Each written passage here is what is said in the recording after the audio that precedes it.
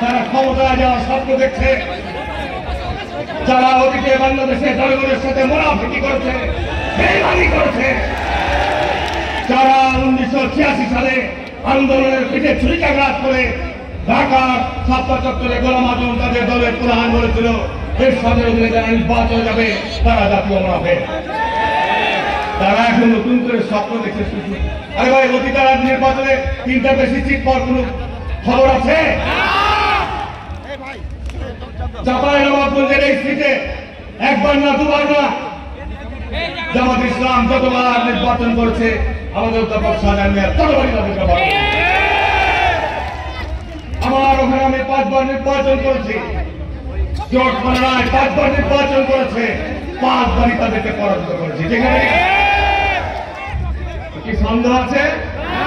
আগামী নির্বাচনে যেখানে বিপুল ভোটে আমাদের জেলায় আমরা তারেক রহমানকে, শাহজাহান ভাই, আমি এবং আমিরকে আমরা বিপুল ভোটের ব্যবধান দিয়ে বিজয়ী করে আমরা তারেক রহমানকে উপহার দেব। কোনো সন্দেহ আছে?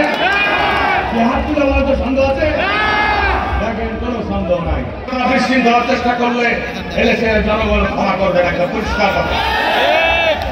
আজকে আমরা লক্ষ্য করছি আপনারা তাফসীর মাহফিলের নামে কোরআনের তাফসীর মাহফিলকে জামাতের রাজনৈতিক মঞ্চ বানিয়ে বলছি। অনেক জায়গায় মসজিদে প্রার্থী বক্তব্য দিতে গিয়ে রাজনৈতিক বক্তব্য দিতে মসজিদ ইবাদতের জায়গা, সেই জায়গাটিকে তারা অপবিত্র করছে। এই ব্যাপারে আমাদের জাতীয়তাবাদী দলের সকল সৈনিককে সজাগ এবং সতর্ক থাকতে হবে।